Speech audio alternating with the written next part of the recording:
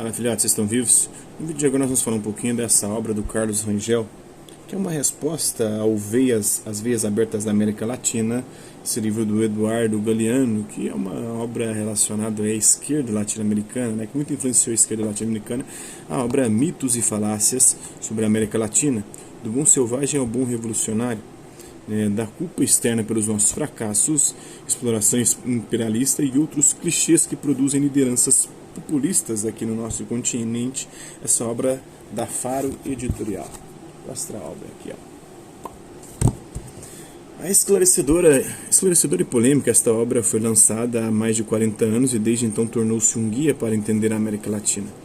Neste livro, o escritor liberal venezuelano Carlos Rangel expõe as mazelas de um sistema falido que é reproduzido não apenas nos países sul-americanos, mas em diversas regiões do mundo. O resultado desse sistema são gerações fracassadas devido às mesmas ideologias, incapacidades e ilusões. Rangel acusou as universidades, em sua maioria, de não fazer bem seu trabalho de educar profissionais de maneira eficiente e argumentou que a América Latina tem todas as condições para o êxito, mas que seu pecado está em não enfrentar as falhas. O autor ainda oferece a resolução para o problema. Precisamos nos livrar das sombras mentais que nos desviam de um futuro potencial e dissipar os mitos que perpetuam uma fatídica auto-opressão marcada pela perversão do Estado de Direito e pela racionalização que atribui aos países capitalistas a culpa pelo atraso dos países de terceiro mundo, entre aspas, né? Rangel foi um profeta que ninguém ouviu e hoje o florescimento limitado do liberalismo no Brasil tem uma grande dívida com o pensamento dele. A luta contínua para fortalecer a democracia é nutrida por suas ideias. Para o autor, a cura para todos os males é a verdadeira democracia.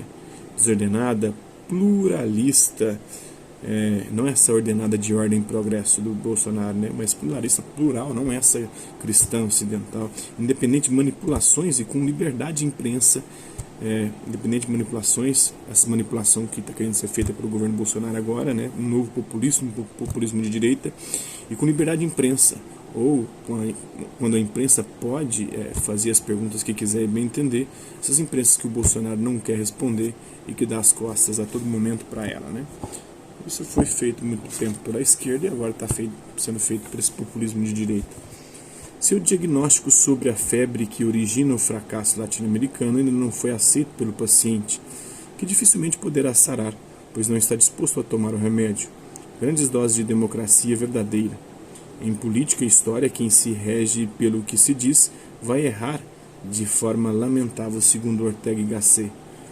Parece-me gravíssimo que as ideias dominantes a respeito dos Estados Unidos e do resto do mundo sejam falsas em tão grande medida. Isso introduz um elemento de erro na vida toda do planeta, que vive já só por isso, mas não só por isso, em estado de erro, segundo Julián Marías, filósofo espanhol. A mentira se estabeleceu em nossos povos quase constitucionalmente. O dano foi incalculável e alcança zonas muito profundas de nosso ser. Move-nos na mentira com naturalidade. Daí que a luta contra a mentira oficial e constitucional seja o primeiro passo de todas as tentativas sérias de reforma. É isso que tem que ser feito pelo atual governo, né? Isso segundo o Otávio Paz. Carlos Rangel Guevara, o parente do Che Guevara, viveu de 1929 a 1988. Ele nasceu em Caracas, na Venezuela. Olha só que contradição. Venezuela é justo o país que está sendo mais assolada por essa política bolivariana, esquerdista, esse socialismo do século XXI. E foi um jornalista, escritor e diplomata liberal. Ele graduou-se como bacharel em artes no Bard College, em Nova York, e ganhou o certificado de etudes na Sorbonne Université, em Paris. Fez um mestrado na New York University, onde serviu como instrutor, e entre 1961 e 1973 assumiu a cátedra de jornalismo de opinião na Universidade Central da Venezuela, na UCV. Serviu como primeiro secretário da Embaixada da Venezuela em Bruxelas e embaixador-chefe da missão da Venezuela na República Dominicana para a posse do presidente Joaquim Balaguer. Como jornalista, foi diretor da revista Momento e apresentador de programas de TV. Seu legado na Venezuela é significativo, fazendo dele uma das figuras mais proeminentes da história do país. A Venezuela, que assim como a Argentina, já foi rica, né, e hoje está nessa situação completamente caótica, mas cujas elites, assim como da Argentina, assim como a do Brasil, são extremamente prejudiciais para o próprio país, porque elas não investem aqui aquilo que elas ganham aqui. Elas preferem gastar fora e investir fora e especular no mercado financeiro do que investir aqui. Então, aí investimentos estrangeiros e liberar o nosso mercado para que venha, né, essas empresas estrangeiras, não coloque tantos entraves regulativos através de leis para que a gente possa ter um país aí mais livre, mais leve. E assim, já que essa elite brasileira não quer investir aqui, fazer o nosso país desenvolver, vamos deixar os estrangeiros fazerem isso. E assim gerar renda, gerar emprego e gerar riqueza para o nosso país, né? Claro que tentando preservar aí a nossa soberania, né? Mas não podemos, em nome da soberania, abdicar disso, ou então seremos condenados a viver no pauperismo, na miséria e com os problemas sociais que a gente tem. Por e para Sofia, né? Em política e história, quem se rege pelo que se diz vai errar de forma lamentável, segundo Ortega y Gasset, né? A verdadeira revolução, que sob nomes diversos agita e impulsiona o homem desde a alvorada histórica, quer libertar o homem dos mitos que o oprimem, para que ele exista em toda a plenitude, enquanto a propaganda procura se apoderar da criatura, alterar o homem e aliená-lo de si mesmo. A propaganda afirma que tem o fim de promover a revolução ou de defender a liberdade, mas sua consumação consiste em paralisar o homem, em possuí-lo e escravizá-lo, segundo Hector Murena. Parece-me gravíssimo que as ideias dominantes a respeito dos Estados Unidos e do resto do mundo sejam falsas em tão grande medida. Isso introduz um elemento de erro na vida de todo o planeta, que vive já só por isso, mas não só por isso, em estado de erro, segundo Julián Marías, né?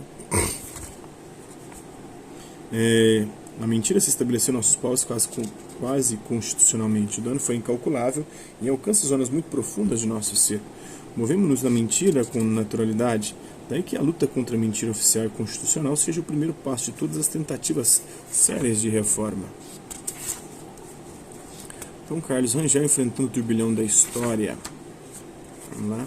Diante da arbitrariedade, da insegurança, da ausência de um marco jurídico institucional estável e adequado, os seres humanos respondem buscando aconchego e amparo em um sistema piramidal de relações pessoais, com um tirano no topo, né? O populismo. É por isso que os países comunistas reinventaram o caudilismo na chamada de culto à personalidade.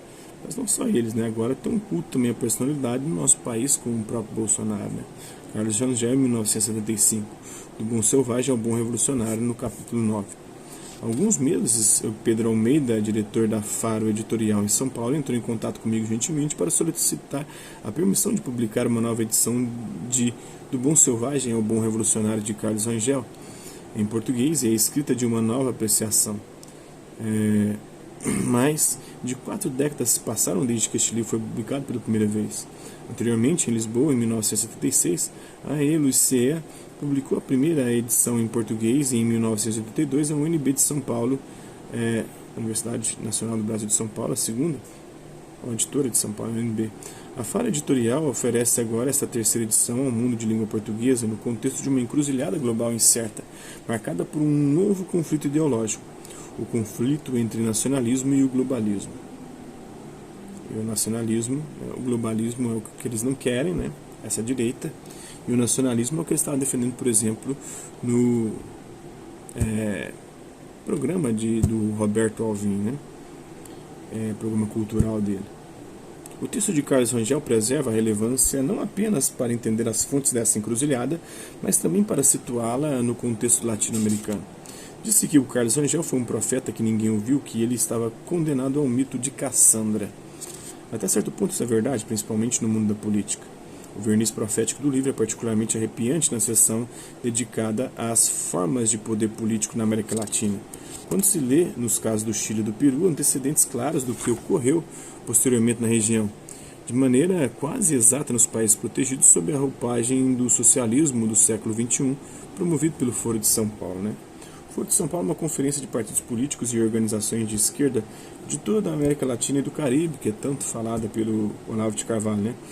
Que ocorreu pela primeira vez, a primeira reunião, né, em 1990, com o intuito de discutir propostas e soluções comuns à região contra o que eles chamavam de neoliberalismo e o imperialismo norte-americano. O neoliberalismo, que é esse do Estado mínimo, né, o Estado que não dá assistência à população, não dá saúde, não dá educação, não dá nada para o povo, né? Então, o Estado deveria ser o comandante, o chefe, segundo esse Foro de São Paulo, segundo essas orientações de esquerda latino-americanas.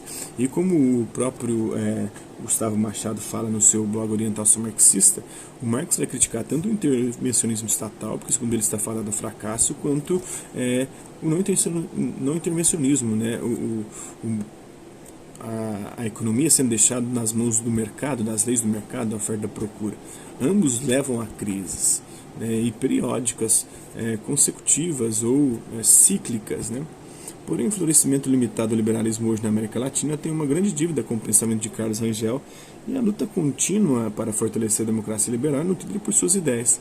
O contexto de origem do livro, sua aceitação e rejeição originais e a base histórica para a formulação das ideias de Rangel ilustram sua importância e seu impacto nos dias de hoje. Agradeço à Faro Editorial e ao seu editor pelo convite para partilhar este contexto na nova edição da obra-prima de Carlos Rangel. Um pouquinho dessa obra, espero que vocês tenham gostado do vídeo. Quem curtiu, dá um like, quem não curtiu, dá um dislike. Quem se interessar pelo conteúdo do canal, é só se inscrever, ativar o sininho e guardar os próximos vídeos, as próximas notificações. Deixe também seus comentários, dizendo o que você tem achado dos vídeos, sugestões de temas e assuntos para serem abordados em vídeos posteriores. Colabore com o nosso canal, compartilhe os nossos vídeos e ajude-nos a chegar ao maior número de pessoas possíveis. Eu gostaria de agradecer aqueles 474 inscritos no nosso canal, agradecer também aqueles que hora ou outra, por conta de um conteúdo ou outro, passam por aqui, deixando sua visualização, seu like, seu dislike, seus comentários, e aqueles que compartilham os nossos vídeos, compartilham o nosso canal, seja aqui nessa plataforma no YouTube e em outras redes sociais. No mais é isso aí, hasta la vista, babies, até a próxima.